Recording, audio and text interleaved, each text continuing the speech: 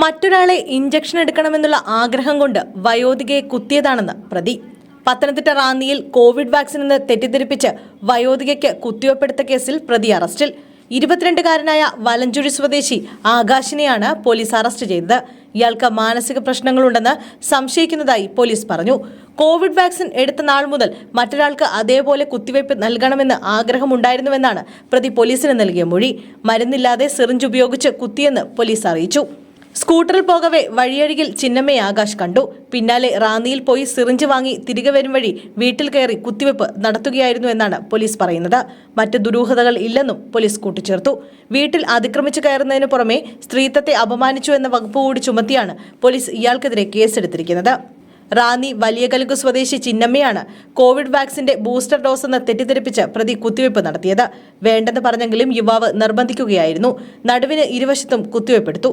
ഇതിനുപയോഗിച്ച syringe ചിന്നമ്മയ്ക്ക് തന്നെ നൽകി കത്തിച്ചു കളയാൻ നിർദ്ദേശിക്കുകയായിരുന്നു. എന്നാൽ കുത്തിവയ്പ്പിന് ഉപയോഗിച്ച സിറിഞ്ച് ചിന്നമ്മ നശിപ്പിച്ചിരുന്നില്ല. ഇത് പരിശോധനയ്ക്ക് വിധേയമാക്കി. അതേസമയം 66-കാരിയായ ചിന്നമ്മയുടെ ആരോഗ്യനില തൃപ്തികരമാണ്.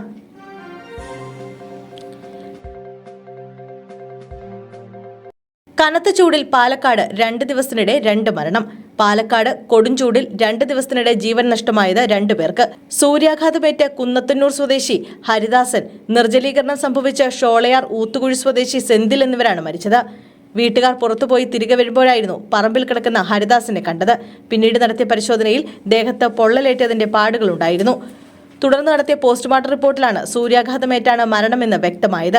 ഇന്നലെ രാത്രിയാണ് അട്ടപ്പാടി ഷോളയൂർ ഊത്തുകുഴി സ്വദേശി സെന്തിലിനെ സുഹൃത്തിന്റെ വീടിന് സമീപം അവശനിലയിൽ കണ്ടെത്തിയത്. കോട്ടത്തറ ആശുപത്രിയിൽ എത്തിച്ചെങ്കിലും രക്ഷിക്കാനായില്ല. പിന്നീട് പരിശോധനയിൽ മരണം നിർജ്ജലീകരണം കാരണമെന്ന് കണ്ടെത്തിയിരുന്നു.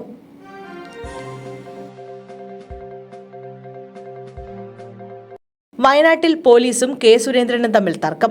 വയനാട് ജില്ലയിലെ മാനന്തവാടിയിൽ BJP പ്രചാരണ ബോർഡുകൾ പോലീസ് എടുത്തുമാറ്റി.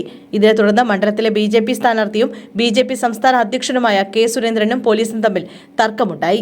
BJP തമിഴ്നാട് അധ്യക്ഷനും കോയമ്പത്തൂരിലെ BJP സ്ഥാനാർത്ഥിയുമായിരുന്ന കെ അണ്ണാമലയെ സ്വാഗതം ചെയ്തുകൊണ്ട് മാനന്തവാടിയിൽ BJP സ്ഥാപിച്ച പ്രചാരണ ബോർഡുകൾ നീക്കിയതാണ് തർക്കത്തിലേക്ക് നയിച്ചത്. പിന്നീട് പോലീസിനോട് ബലപ്രയോഗം നടത്തി BJP പ്രവർത്തകർ ബോർഡുകൾ തിരികെ സ്ഥാപിച്ചു.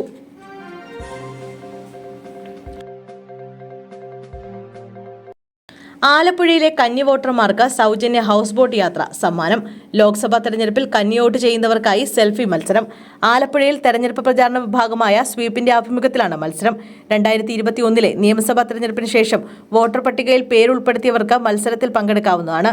21 വയസ്സിൽ താഴെയുള്ളവരായിരിക്കണം. വോട്ട് രേഖപ്പെടുത്തിയതിനു ശേഷം പോളിംഗ് ബൂത്ത് പരിധിയിൽ വെച്ചാണ് സെൽഫി എടുക്കേണ്ടത്. ചൂണ്ടുവിരലിലെ മഷി അടയാളം ഉൾപ്പെടെയുള്ള സെൽഫിയാണ് മത്സരത്തിന് പരിഗണിക്കുക. സെൽഫി ഫോട്ടോ വോട്ടർമാരുടെ ഫേസ്ബുക്ക് പേജിൽ #ൽ പോസ്റ്റ് ചെയ്യണം. ഏപ്രിൽ 24 രാവിലെ 7 മണി മുതൽ വൈകുന്നേരം 7 മണി വരെയാണ് മത്സര സമയം. തെരഞ്ഞെടുക്കപ്പെടുന്ന 20 സെൽഫികൾക്ക് ജില്ലാ തെരഞ്ഞെടുപ്പ് വിഭാഗം ഒരുക്കുന്ന സൗജന്യ ഹൗസ് ബോട്ട് യാത്രയാണ് സമ്മാനം.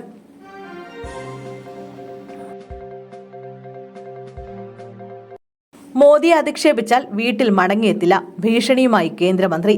പ്രധാനമന്ത്രി നരേന്ദ്രമോദിയെ ആരെങ്കിലും അധിക്ഷേപിച്ചാൽ അവർ വീട്ടിൽ മടങ്ങിയെത്തില്ലെന്ന മുന്നറിയിപ്പുമായി കേന്ദ്രമന്ത്രി നാരായൺ റാണെ. തീരദേശ മഹാരാഷ്ട്രയിലെ രത്നഗിരി സിന്ധുദുർഗ് ലോക്സഭാ മണ്ഡലത്തിലെ BJP സ്ഥാനാർത്ഥിയായ റാണെ സിന്ധുദുർഗ് ജില്ലയിൽ നടന്ന പ്രചാരണ റാലിക്കിടെയാണ് ഭീഷണി മുഴക്കിയത്.